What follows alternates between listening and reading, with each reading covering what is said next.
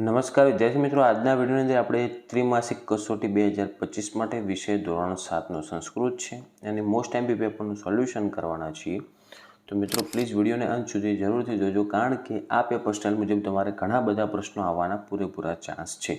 તો એકવાર તમે કસોટી આપ્યા પહેલાં વિડીયો તૈયાર કરીને જજો. આ પેપર જે બતાવે તો તમને ઘણો બધો ફાયદો થશે. ઓકે મિત્રો, જો પહેલા પ્રશ્ન તમારે આવશે અનુલેખન કરવાનું, એટલે કે શબ્દો આપેલા છે એનું અનુલેખન કરવાનું. બીજો પ્રશ્ન તમારે આવશે જે વાક્યો આપેલા છે એનું અનુલેખન કરવાનું. હવે મિત્રો, જો તમે ચેનલમાં પહેલી વાર આવે તો ચેનલને સબસ્ક્રાઈબ કરી દો, કારણ કે આવી બીજા વિષયની પણ આપણે મોસ્ટ એમપી ત્રિમાસિક કસોટીના પેપરો મૂકતા રહીશું અને તમારા બીજા મિત્રોને પણ શેર કરજો. ઓકે, પહેલો અને બીજો બંને પ્રશ્ન હોય છે કે તમારે અનુલેખનના, કાં તો તમારે વાક્યોનું અનુલેખન આવશે અથવા તમારે શબ્દોનું અનુલેખન આવશે. અનુલેખન એટલે સેમ ટુ સેમ એનું એ કોઈ પણ ભૂલ વગર તમારે લખવાનું. ત્રીજો પ્રશ્ન છે, તમારે જુઓ તમને ચિત્ર આપેલું છે, આપણે અહીંયા ચિત્ર નથી દોરેલું પણ નામ લખ્યું છે, જેમ કે હાથી. તો એના નામની સામે આપેલા વિકલ્પમાં તમારે યોગ્ય વિકલ્પ પસંદ કરવાનો. તો હાથી એને સંસ્કૃતમાં શું કહેવાય? તો એમાં જવાબ આવશે એ ગજહ. ઓકે, બીજું છે કુહાડી, તો એને શું કહેવાય? તો એનો જવાબ આવશે એ ફરસ. ત્રીજો છે મોર, તો એને શું કહેવાય? બ મયુરઃ. ચોથું છે સસલું, તો એને શું કહેવાય? સશકઃ. પાંચમું સર્પ, સાપ, તો એને શું કહેવાય? ઓપ્શન એ આવશે સર્પ જવાબ. છઠ્ઠું ચમચી, તો એને શું કહેવાય? ચમસઃ. પછી સાતમું છે છત્રી, તો એને કહેવાય છત્રમ. આઠમું છે ઘર, તો ઘરને કહેવાય ગૃહમ. નવમું છે મોટરસાઇકલ, તો એને કહેવાય મોટરયાનમ. અને 10મું છે કૂવો, તો એને કહેવાય કૂપઃ. હવે આમાંથી તમારા પ્રશ્નો આવી પણ શકે, ન પણ આવે, એટલે આપણે તૈયાર કરી નાખવાના. પછી તમારે જોડકા આપેલા હશે. જોડકામાં જુઓ, પહેલા વિભાગમાં તમને આપેલ છે ખેડૂત, તો એને સંસ્કૃતમાં શું કહેવાનું? મેં ડાયરેક્ટ જવાબ લખ્યો છે, તો એનો જવાબ થાય કૃષિકઃ. બીજું છે વાદળ, તો એને શું કહેવાય? મેઘઃ. ત્રીજું છે વર્ષે છે, તો એને શું કહેવાય? વર્ષતી. ચોથું હળ, તો એનું થશે હલમ. પાંચમું છે ખેડે છે, તો એનું થશે કરસતી. બીજા વિભાગના જોડકામાં જુઓ, તમને નામ આપેલા છે, જેમ કે ડૉક્ટર, તો એને શું કહેવાય? એવી રીતના એના જવાબ લખવાનું છે. વૈદરાજ કહેવાય. બીજું છે મશીન, તો એને શું કહેવાય? યંત્રમ. ત્રીજું છે એકબીજાને, તો એને શું કહેવાય? પરસ્પરમ. ચોથું છે મીઠું, તો એને શું કહેવાય? મધુરમ. અને પાંચમું સાધુ, તો એને શું કહેવાય? આશ્રમમ. ઓકે, હવે ત્રીજું છે આપણે જેમાં કોણ નિરોગી છે, તો એને શું કહેવાય? કો રોગ અસ્તિ. ઓકે, એ રીતના. અને જો મતલબ તમારે શું કરવાનું, એમાં જોડકા જ જોડવાના છે, પણ તમને વાક્યો આપેલા હશે અને એને સંસ્કૃતમાં શું કહેવાય ને એ ટાઈપના જોડકા. એટલે જોડકા 3 ટાઈપના પૂછ્યા, એમાંથી તમારે કોઈ બી એક ટાઈપના તો આવશે જ, એવી રીતના. બીજું છે આપણે કોણ રોગી છે, તો કોણ મૃગઃ. ત્રીજું છે મૃગલો, તો એને કહેવાય મૃગઃ. ચોથું કહેવાય રોગી, તો યદ ખાસતી સ. પાંચમું જે ખાય છે તે, તો ય ખાદતી સ. આ રીતના તમારે જોડકા જોડવાના. ચોથા વિભાગમાં જો તમને વાંદરો આપેલ છે, તો એને શું કહેવાય? વાનરઃ. પોપટ આપેલ છે, તો શુકઃ. સિંહ આપેલ છે, તો એને સિંહ. માછલી આપેલ છે, તો મૃગઃ. અને પાંચમું હરણ આપેલ છે, તો એને શું કહેવાય? મૃગઃ.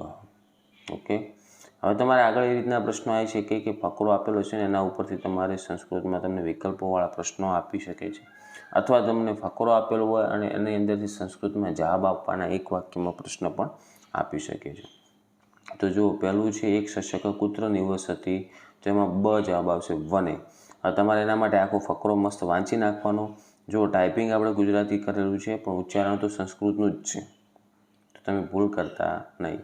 આ રીતના બધા પ્રશ્નોના આપણે ફકરા ઉપરથી જવાબ આપવાના છે. ઓકે, પછી આગળ જુઓ, તમને કાવ્ય પંક્તિ આપેલી છે અને એના ઉપરથી તમારે એક એક વાક્યમાં જવાબ આપવાના. તો આ પણ તમારે આવી શકે. ધારો કે જો મેઘો વર્ષતી પ્રવાહતી નીરમ તુષ્યતિ કૃષિકન ગચ્છતિ ગોષ્ઠમ, આ એક કાવ્ય પંક્તિ છે. તેના ઉપરથી તમને આ રીતના પ્રશ્ન પૂછાઈ શકે. ક વર્ષતી, તો જવાબ આવશે મેઘ વર્ષતી. બીજું કિમ પ્રવાહતી, તો એમાં જવાબ આવશે નીરમ પ્રવાહતી. ત્રીજું ક દૃશ્યતી, તો એમાં જવાબ આવશે કૃષિક દૃશ્યતી. ચોથો છે ક ગોષ્ઠમ ગચ્છતી, તો કૃષિક ગોષ્ઠમ ગચ્છતી. પછી પાંચમું છે નીરમ કિમ કરોતી, તો નીરમ પ્રવાહતી. આ રીતના તમારે પંક્તિ ઉપરથી સંસ્કૃતમાં જવાબ આપવાના રહેશે. પછી સાતમો છે તમારે એમાં જેમાં ફકરો વાંચીને એક એક વાક્યમાં જવાબ આપવાના. તો એ પણ મેં તમને આગળ કીધું એમ પૂછાઈ શકે છે. પછી તમારે આઠમો પ્રશ્ન જો વ્યાકરણ આધારિત પ્રશ્ન હોઈ શકે કે મેઘ વર્ષતીમાં ક્રિયાપદ કયું થાય, તો એમાં આવશે વર્ષતી.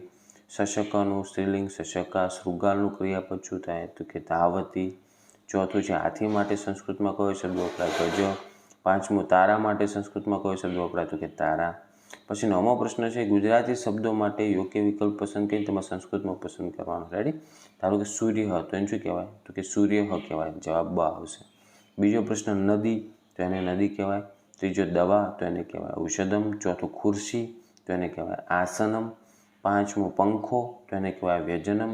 છઠ્ઠું બારી તો એને કહેવાય વાતાયનમ. સાતમું ટેબલ તો એને કહેવાય ફલકમ. આઠમું પર્વત તો એને કહેવાય પર્વતઃ. નવમું છે ચકલી તો એને કહેવાય ચટકા. અને 10મું છે પંક્તિ તો એને શું કહેવાય પંક્તિ. આ રીતનું કહેવાય. ઓકે. હવે તમારે આગળ એવા પ્રશ્ન પણ હોઈ શકે કે જો જોડકા જોડવાનું છે ગુજરાતી વાક્ય છે ને એનું સંસ્કૃતમાં અનુવાદ શું થાય એના, તો મેં ડાયરેક્ટ જવાબ લખ્યો છે. ધારો કે આ રીતનો તમને પ્રશ્ન આપેલો હું લખું છું તો તમને આડાવાળા ક્રમ આપેલા છે સામે જોડકા, મેં સીધા જવાબ લખ્યા છે. તો અહમ લિખામી. બીજું છે હું વાંચું છું તો અહમ પઠામી. ત્રીજું હું બોલું છું તો અહમ વદામી. ચોથું છે હું દોડું છું તો અહમ ધાવામી. અને પાંચમું હું ગાઉં છું તો અહમ ગાયામી.